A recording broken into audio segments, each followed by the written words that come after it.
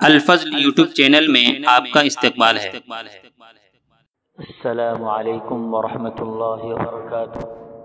میرے دینی و ایمانی بھائیوں، سورہ آل عمران آیت نمبر 138 پیش خدمت ہے۔ اعوذ باللہ من الشیطان الرجیم، ھذا بیان للناس وہدی وموعظۃ للمتقین۔ عام لوگوں کے لیے تو یہ قرآن اظہار حق ہے اور پرہیزگاروں کے لیے ہدایت و نصیحت ہے۔ دوستو، یہ قرآن حق کے اظہار کے لیے نازل ہوا ہے۔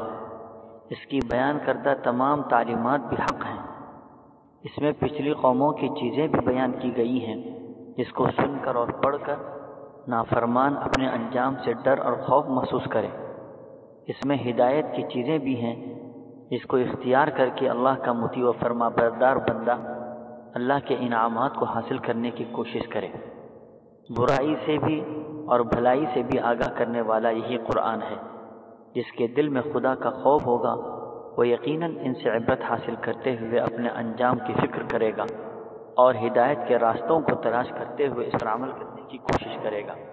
اللہ تعالیٰ ہم سبوں کو حق کے راستے پر چل کر اپنا انجام بہتر بنانے کی توفیق عطا فرمائے، آمین۔ وآخر دعوانا ان الحمد للہ رب العالمین۔